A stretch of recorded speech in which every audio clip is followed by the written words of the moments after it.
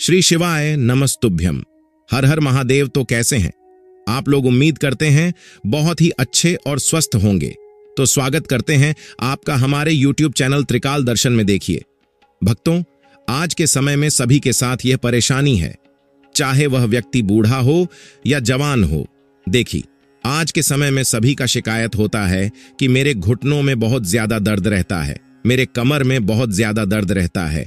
आपने बहुत सारा दवा भी कर लिया, बहुत जगह दिखा लिया, बहुत से ट्रीटमेंट कर लिया, लेकिन फिर भी कोई फर्क नहीं पड़ता है, आपको आराम नहीं मिलता है।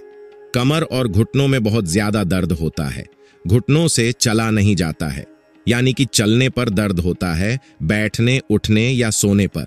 कमर में दर्द होता है, पैरों में दर्द होता है। तो गुरु परम पूज्य गुरु जी प्रदीप मिश्रा के द्वारा हम आपको उपाय बताएंगे। बहुत ही आसान उपाय आपको करना है। यह उपाय करने से आपकी सभी परेशानी खत्म हो जाएगी। देखिए ये जो उपाय हम गुरु जी के द्वारा बताए गए उपाय को कथा से सुनकर समझकर के आपको समझाने का प्रयास करते हैं, तो वीडियो को पूरा ध्यान से देखिएगा और चैनल को हमारे सब्सक्राइब कर ले। और आपको बता दे, इस वीडियो में और भी अन्य उपाय बताएंगे, जैसे कि यदि आपके चेहरे पर बहुत ज्यादा रोग हो चुके हैं, जैसे कील मुहासे दाग धब्बे, तो उसे कैसे ठीक करना, इसके बारे में भी बताएंगे। तो चलिए वीडियो को स्टार्ट करते हैं। सबसे पहले हम आपको बताते हैं आपको अपने चेहरे पर हुए दाने को सुंदर और स्वच्छ करने के उपाय। उसके बाद बताएंगे आपको घुटने और कमर दर्द से निजात पाने का उपाय। देखिए घुटनों और कमर दर्द के लिए गुरुजी ने बहुत ही अचूक उपाय बताया है। आपको बता दें, जो लोग भी यह उपाय किए हैं, गुरुजी के कथा में लोग पत्र भेजे हैं और बताते हैं उनका जो दर्द है वह समाप्त हो चुका है। बहुत ही वह लोग दावा कर चुके थे, ट्रीटमेंट कर चुके थे, लेकिन जो कमर का दर्द, घुटनों का दर्द समाप्त ही नहीं हो रहा था।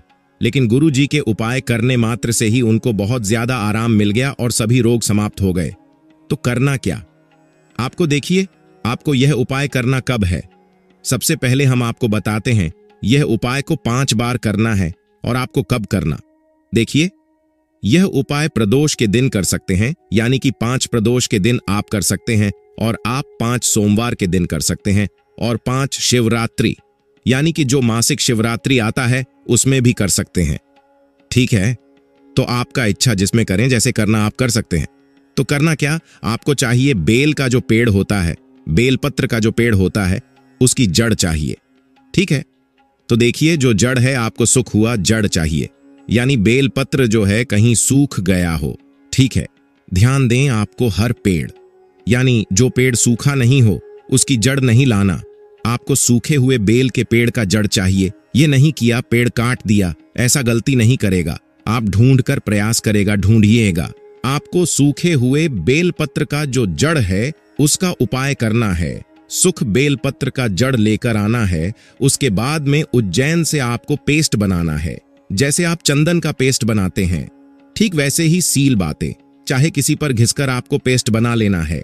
पेस्ट यानी बना लेने के बाद में आपको चले जाना शिव मंदिर में। अब आपको करना क्या है, ध्यान से समझ लीजिएगा।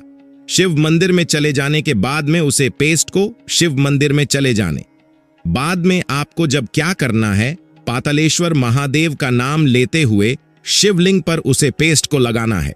ठीक है, उसके बाद में आपको प्रार्थना करना है। जो भी आपके कष्ट हैं उसके बारे में प्रार्थना करते हुए आपको लगाना है।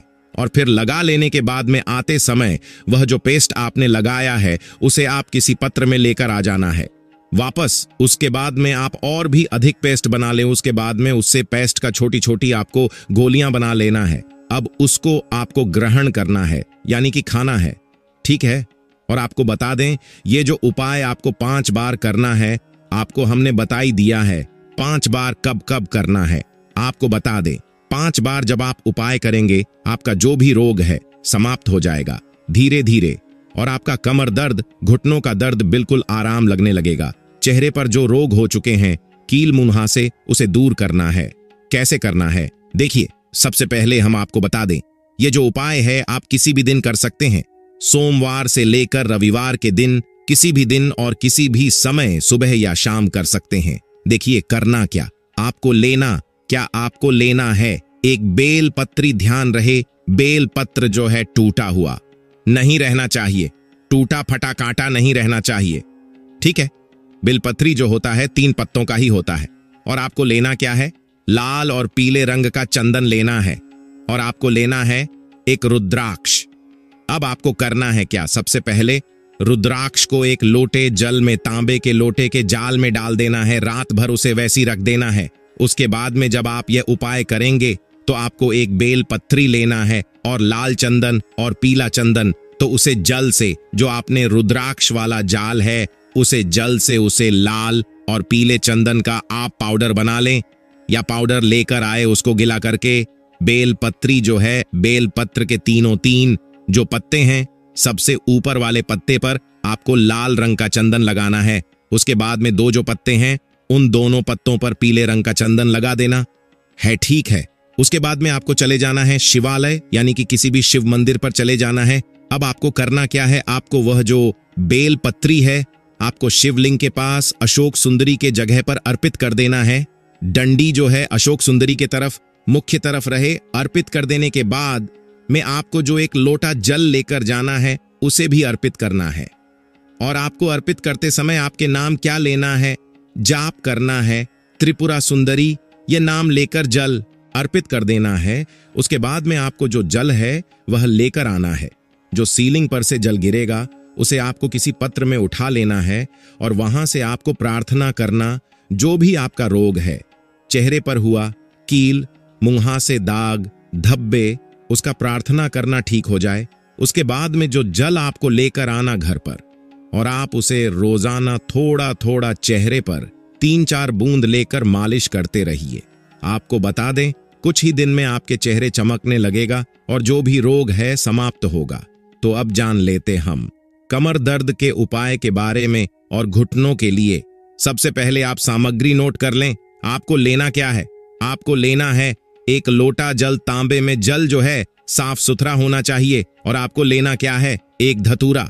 देखिए, जो धतूरा है, यदि आपको सुख धतूरा मिल जाए तो बहुत ही अच्छा है। आपको धतूरे के बीज का उपाय करना है। यदि आपको सुख धतूरा मिल जाता है तो अच्छा होता है। अगर हर धतूरा भी है तो कोई बात नहीं, उससे भी आप उपाय कर सकते हैं। अब आपको करना क्या है? उसे धतूरे का बीज बाहर निकाल लेना है और आपको जल और धतूरा लेकर चले जाना है। देवाधिदेव महादेव भगवान भोले शंकर के मंदिर में देखिए।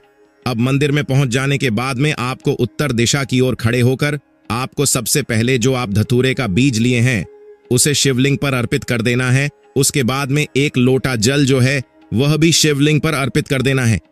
और आपको करना क्या है?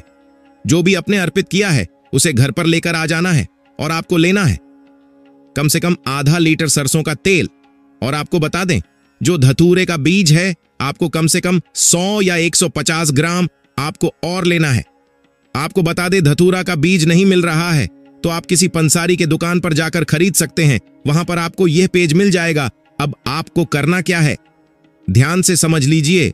जो आपने सरसों का तेल लिया है उसे किसी कढ़ाई में गर्म कर देना है।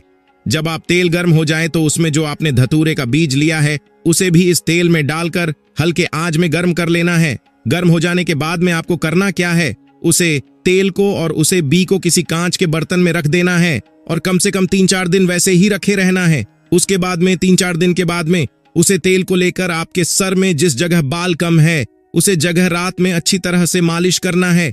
आपको बता दें, ऐसा करने से आपके बाल जो हैं जल्द ही उगने लगेंगे। और आपको बता दें, यदि आपका ये जो तेल है समाप्त हो जाता है तो आप फिर से यह उपाय करें और इसका प्रयोग करते रहे। आपका बाल जो है जल्द ही उगना आरंभ हो जाएगा और झड़ना बंद हो जाएगा। तो अब जान लेते हैं दूसरा उपाय चेहरे को सुंदर करने के लिए। देखिए, सबसे पहले सामग्री आपको लेना क्या है? नोट कर लीजिए। आपको लेना है पीला और लाल रंग का चंदन और आपको लेना है एक बेलपत्र। ध्यान रहे, बेलपत्र जो है कटा फटा नहीं होना चाहिए। और आपको लेना है एक लोटा